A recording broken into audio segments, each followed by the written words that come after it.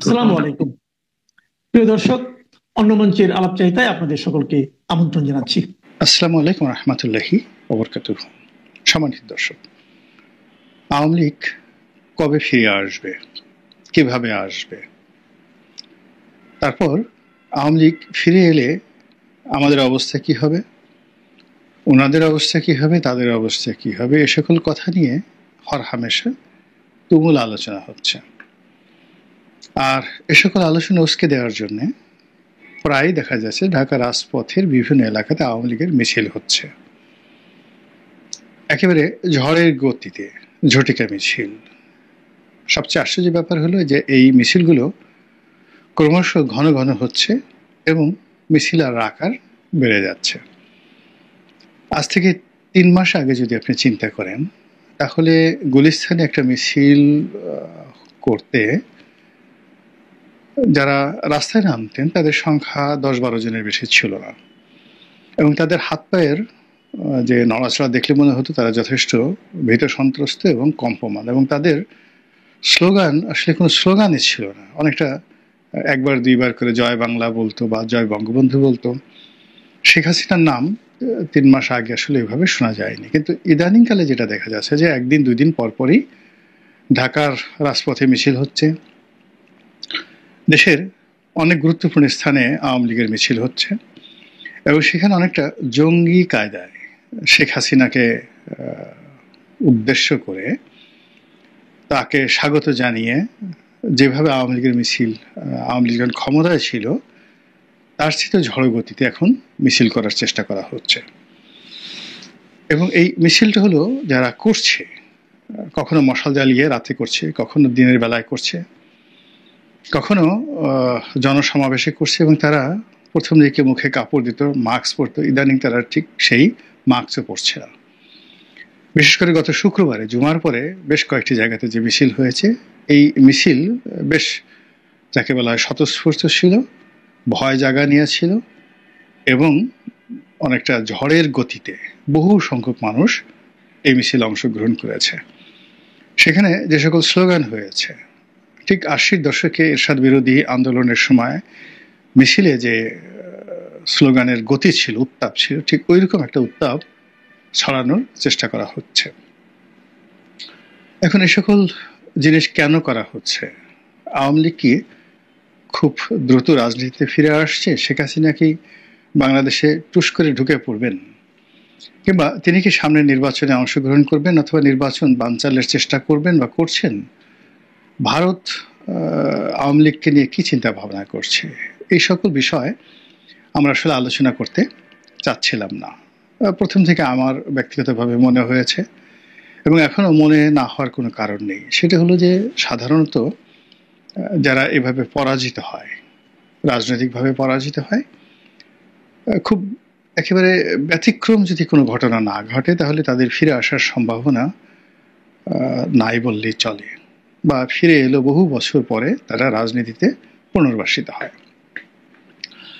আর আমাদের দেশের যে রাজনীতি, সেই আমাদের দেশের রাজনীতিতে কোন একটি বড় রাজনৈতিক দল যখন অধঃপতিত অবস্থায় পড়ে, তখন সেখান থেকে আসলে ফিরে আসে না। আমাদের দেশে মাওলানা আব্দুল হামিদ খান ভাসানীর যে রাজনৈতিক দল, সেই রাজনৈতিক দলের পরাজয় দেখেছি, ন্যাশনাল আওয়ামী পার্টি বা ন্যাপ।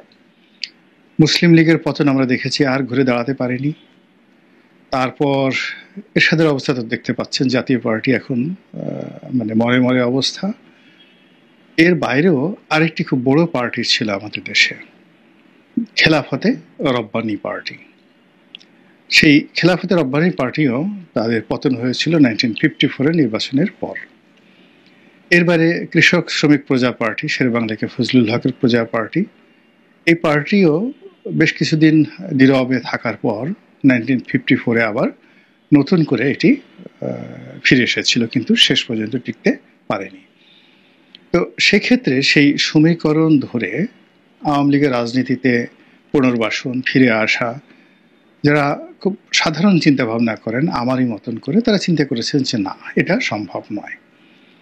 কিন্তু সবাইকে হতাশ করে দিয়ে, সবাইকে অস্থির বানিয়ে, অনেকের মনে আতঙ্ক সৃষ্টি করে আওয়ামী লীগ যেভাবে রাজপথে তাদের উপস্থিতি জানান দিচ্ছে, যেভাবে দিল্লি থেকে হুমকি দিচ্ছে, যেভাবে লন্ডনে বসে নড়াচড়া করছে, যেভাবে আমেরিকাতে বসে তারা ডালপালা ঝাঁকাচ্ছে, যেখানে সিঙ্গাপুর, ব্যাংকক, দুবাই, তাদের হাজার হাজার মানুষ ব্যাগ গুছাচ্ছে বাংলাদেশে ফিরে আসার জন্য, তা রীতিমতো বাংলাদেশের অনেকের মনে ঝড় তুলেছে, অনেকের নিদ মানে ঘুম হারাম করে দিয়েছে এবং পুরো প্রশাসন যন্ত্রকে রীতিমতো অস্থির বানিয়ে ফেলেছে।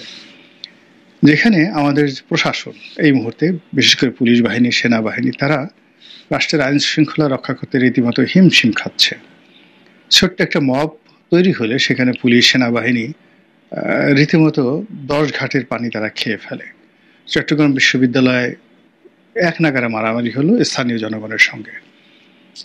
তো সেখানে ঘটনা ঘটার অনেক অনেক পরে সেখানে পুলিশ গেল বা মিলিটারি গেল, ইতিমধ্যে টিচাররা কান্নাকাটি করলো, ছাত্ররা কান্নাকাটি করলো, কিন্তু পুলিশ এবং সেনাবাহিনী গিয়ে পরিস্থিতির নিয়ন্ত্রণে আনবে এরকম একটা পরিস্থিতি সেখানে তৈরি হলো না।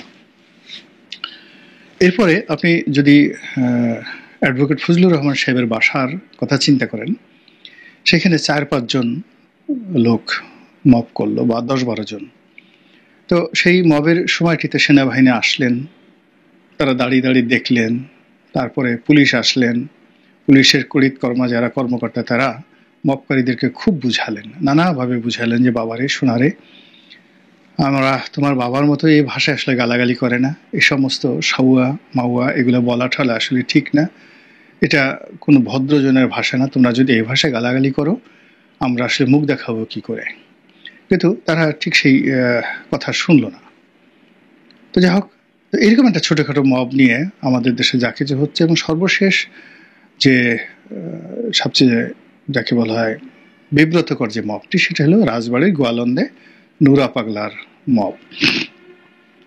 তো নুরা পাগলার কবরের সঙ্গে যে আচরণ করা হলো, তার লাশের সঙ্গে যে নির্মমতা দেখানো হলো, এটা প্রশাসন পারেনি। অনেক চেষ্টা করেছে পুলিশের গাড়ি ঘোড়া ভেঙে একদম চুরমার করে দেওয়া হয়েছে। তারপর জাতীয় পার্টির অফিস রক্ষা করার জন্য প্রশাসন সর্বোচ্চ চেষ্টা করলো। তারা নুরুল হক নুরুকে খুব বেদম প্রহার করলো। তারপর গণ অধিকার পরিষদের অফিস, সেখানে তারা বলতে গেলে ভাঙচুর না করলেও ঠিক সেই অফিসে প্রশাসনের কর্তা ব্যক্তিরা ধাওয়া করলো গণ অধিকার পরিষদের নেতাকর্মীদেরকে। সেই অফিসে তারা তল্লাশি করলো, অনেককে বাথরুম থেকে বের করলো, কিন্তু মব বন্ধ করা গেল না। জাতীয় পার্টির অফিস কয়েক দফা, 2 দফা না 3 দফা ভাঙচুর হলো, অগ্নিসংযোগ হলো, এবং এখন সেই জাতীয় পার্টির যারা লোকজন তারা শত চেষ্টা করেও ঠিক দোয়া ইউনুস পেলেও নিজেদেরকে রক্ষা করতে পারছে না। অন্যদিকে কয়েকদিন আগে ৭১ মঞ্চ নামে একটি সংগঠন, তারা যে রিপোর্টার্স ইউনিটিতে একটি সেমিনার আয়োজন করেছিল, সেখান থেকে 17 জনকে গ্রেপ্তার করে নিয়ে গেছে পুলিশ।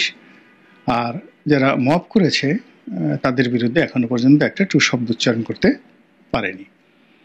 সর্বশেষ আজকের এই ভিডিও যখন করছি, তখন বঙ্গবীর কাদের সিদ্দিকীর টাঙ্গাইলের বাড়িতে কে বা কারা মব করেছে, হামলা করেছে, তার বাড়ির গ্লাসগুলো ভেঙে দিয়েছে, তার গাড়ির গ্লাস ভেঙে দিয়েছে, এবং টাঙ্গাইলের মতো জেলা শহরে যেখানে সিদ্দিকী পরিবারের রাজত্ব অর্ধ শতাব্দীর চেয়েও বেশি সময় ধরে, তারও বেশি, সেই 1960 থেকে যখন লতিফ সিদ্দিকী ওই অঞ্চলে টাঙ্গাইল, সিরাজগঞ্জ, জামালপুর, তারপর নেত্রকোনা, ওই অঞ্চলগুলোতে যখন একচেটিয়া কিশোরগঞ্জ তাদের রাজনৈতিক আধিপত্য ছিল, লতিফ সিদ্দিকীর আধিপত্য, সেই কাদেরিয়া বাহিনীর আধিপত্য, মুক্তিযুদ্ধ পরবর্তী সময় সিদ্দিকী পরিবারের আধিপত্য, সব মিলিয়ে কত বছর, 1960 সন ধরেন, 1960 থেকে আজ অবধি।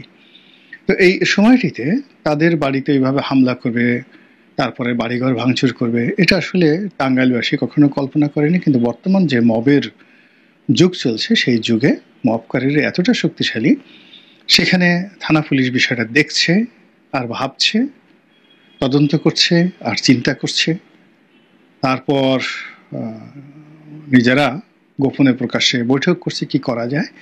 তো এরকম একটি সামাজিক চিত্র, রাজনৈতিক চিত্র, অর্থনৈতিক চিত্র, যেখানে দোদুল্যমান, যেখানে নির্বাচন নিয়ে, তারেক রহমান সাহেবের বাংলাদেশ আগমন নিয়ে, তারপর পিয়ার পদ্ধতির নির্বাচন নিয়ে, জামাতের হুমকি, চরমোনাইয়ের যে ঐক্য, বিএনপির যে নির্বাচন সম্পর্কে আশা এবং আকাঙ্ক্ষা, স্বপ্ন, সব মিলিয়ে পুরো দেশ যখন উত্তাল, স্বপ্নের জগতে উত্তাল, ঠিক সেই সময়টাতে এ কেমন আওয়াজ? এই আওয়াজ আসছে দিল্লি থেকে। তারা সেখানে বাংলাদেশ বিরোধী বিশাল সমাবেশ করছে, 3 ঘন্টা 4 ঘন্টা নাকি বসে সেখানে সভা সমিতি সেমিনার করছে বাংলাদেশের বিরুদ্ধে। সেগুলো আবার বাংলাদেশের পত্র পত্রিকা বলতে গেলে সেটা ধারাবাহিক রিপোর্ট করছে, কিন্তু কোনো অবস্থাতে আওয়ামী লীগ বা দিল্লির বিরুদ্ধে কোনো ব্যবস্থা নেওয়া যাচ্ছে না। জাপানের সবচেয়ে প্রভাবশালী পত্রিকা, প্রায় 100 বছরের অধিক সময় ধরে পুরো এশিয়ার সবচেয়ে নামকরা পত্রিকার মধ্যে যে পত্রিকাটি জায়গা করে নিয়েছে, সেই পত্রিকাতে বাংলাদেশ সম্পর্কে খুবই নেতিবাচক রিপোর্ট ছাপা হচ্ছে এবং প্রকারান্তে শেখ হাসিনা এবং আওয়ামী লীগের গুণগান করে তাদেরকে বাংলাদেশে ঢুকানোর যে চেষ্টা করা হচ্ছে টোকিও থেকে। এত কিছুর পরে যখন হঠাৎ করে রাস্তায় জয় বাংলা স্লোগান শুরু হয়ে যায়, জয় বঙ্গবন্ধু স্লোগান শুরু হয়ে যায়, শেখ হাসিনার পক্ষে স্লোগান শুরু হয়ে যায়, তখন এটা কিসের আলামত? কেন এরকম হচ্ছে? এই কাজ কেন আওয়ামী লীগ করছে? এটা আমার মাথায় আসে না। আমার বক্তব্য হলো যে এত ভয় দেখানোর দরকারটা কি? তোমরা যদি পারো তাহলে প্রকাশ্য চ্যালেঞ্জে জানিয়ে বাংলাদেশে আসো, রাজনীতি করো। আমাদের দেশে কোর্ট আছে, কাছারি আছে, যেখানে হাজার হাজার আওয়ামী লীগের নেতাকর্মী যারা গ্রেপ্তারকৃত অবস্থায় রয়েছেন তাদের বিচার চলছে। তো তোমাদের যদি সাহস থাকে তাহলে তোমরা বাংলাদেশে এসে কোর্ট কাছারিতে আত্মসমর্পণ করো, দেশের আইন শৃঙ্খলা রক্ষাকারী বাহিনীকে সম্মান জানাও, অথবা তাদেরকে চ্যালেঞ্জ করো। কিন্তু কথা নাই বার্তা নাই, হঠাৎ করে একটা ঝটিকা মিছিল, কথা নাই বার্তা নাই দিল্লি থেকে একটা অডিও ক্লিপ পাঠানো, কথা নাই বার্তা নাই জয়শঙ্করকে দিয়ে বা দিল্লির সাউথ ব্লককে দিয়ে একটা বিবৃতি দেওয়া, এরপর আবার নরেন্দ্র মোদী সেখানে রাশিয়ান প্রেসিডেন্ট, তারপর চীনের প্রেসিডেন্ট, তাদের সঙ্গে গিয়ে বৈঠক করে সেই ছবি দিয়ে আবার আওয়ামী লীগের লোকজন নানা রকম ন্যারেটিভ তৈরি করে, ইউটিউবে নানা রকম বক্তব্য দেয়। এইগুলো আসলে আওয়ামী লীগের নিষ্ঠুরতা প্রমাণ করে। তাদের হৃদয়ে কোনো মায়াদয় আছে বলে আমার কাছে মনে হয় না। এর কারণ হলো তারা যাদেরকে ভয় দেখানোর চেষ্টা করছে তাদের প্রতি যদি তাদের ন্যূনতম মায়া থাকতো, দয়া থাকতো, তাহলে তারা এই কাজগুলো করতে পারতো না। এর কারণ হলো কাউকে অত্যাচার করা, জুলুম করা এটা এক ধরনের জিনিস, কিন্তু কাউকে ভয় দেখানো কিন্তু ভীষণ রকম একটা বদমাইশি, ভীষণ রকম একটা দুষ্টুমি এবং ভীষণ রকম একটা যাকে বলা হয় নীতি গরহিত কাজ। ভয় দেখানো কবিরা গুনাহ। তাও আওয়ামী লীগ কেন এখন ভয় দেখাচ্ছে? তারপরে দ্বিতীয়ত হলো যে পারলে যুদ্ধ করো, না পারলে আত্মসমর্পণ করো, কিন্তু সমাজে কেন অস্থিরতা তৈরি করবা? একটা গুপ্ত সংগঠনের মতো এই যে কাজগুলো করা হচ্ছে। আমরা জামাত ইসলামীকে খারাপ বলতাম আওয়ামী লীগের জামানাতে, জামাতও তো কখনো এই কাজ করেনি। তারা তো এই পুরো 15টি বছর ধরে কত ধৈর্য সহকারে, সৌর্য সহকারে, ম্যাটিকুলাসলি নিজেদেরকে সংগঠিত করেছে। তারপরে সময় এবং সুযোগ বুঝে তারা এমনভাবে আত্মপ্রকাশ করেছে যে আওয়ামী লীগের তখন আর কোনো গত্যন্তর ছিল না পালিয়ে যাওয়া ছাড়া। তো সেইভাবে আপনারা যদি পারেন কিছু একটা করেন, তা না করে সকালে একটা মিছিল, বিকেল একটা মিছিল। এমনি আমাদের কত সমস্যা, আমাদের অর্থনৈতিক অবস্থা ভালো না, আমাদের আইন শৃঙ্খলার অবস্থা ভালো না, চারিদিকে মব হচ্ছে, তারপরে আমরা কোনো কিছুতেই স্বস্তি পাচ্ছি না। এর মধ্যে আপনারা যে অস্থিরতা তৈরি করছেন, আপনাদের একেবারে বিবেক বুদ্ধি যতটুকু ছিল ক্ষমতায় মানে থাকা অবস্থায়, ক্ষমতা থেকে চলে যাওয়ার পর তাদের আপনাদের সেই বিবেক বুদ্ধি কোন পর্যায়ে নেমে আসছে যা আমরা এখন ভাষায় প্রকাশ করতে পারছি না। এবং আপনারা এই যে মবগুলো করছেন, এই মবের সাথে যে আপনাদের সংযোগ নাই এই কথা কিন্তু বলা যাচ্ছে না। ওই যে দেখুন নুরা পাগলা দৌলতদিয়াতে যে তার লাশের সঙ্গে খারাপ আচরণ করা হলো, তার লাশ পুড়িয়ে দেওয়া হলো, সেখানে 3,500 আসামি, সেই আসামির মধ্যে পুলিশ ইতিমধ্যে নিষিদ্ধ ঘোষিত ছাত্রলীগের 10 জন 11 জনকে গ্রেপ্তার করেছে। তাহলে আপনি বোঝার চেষ্টা করুন যে আপনারা নুরা পাগলাকেও ছাড়েন নাই। নুরা পাগলার যে লাশ, সেই লাশের প্রতি আপনাদের কোনো মায়া দেওয়া নেই। আপনারা যেখানে সরকারকে বিপর্যস্ত করা যায়, দেশের প্রচলিত রাজনীতিকে চ্যালেঞ্জ জানানো যায়, তারপরে আইন শৃঙ্খলা রক্ষাকারী বাহিনীকে বিব্রত করা যায়, আপনারা সেই কাজগুলো ছলে বলে কৌশলে করে যাচ্ছেন। বিশ্বাস করে যদি এরকম অবস্থা হয়, আপনাদের গুটি হবে, আপনাদের কুড়োকুষ্টি হবে, আপনাদের গুটি বসন্ত হবে, জল বসন্ত হবে, ডায়রিয়া হবে, আপনারা বাঁচতে পারবেন না। আপনাদের হাত থেকে এই জাতিকে রক্ষা করার জন্য যা করার দরকার আমরা তাই করবো ইনশাল্লাহ। আসসালামু আলাইকুম রহমতুল্লাহি ওয়া বারাকাতুহু।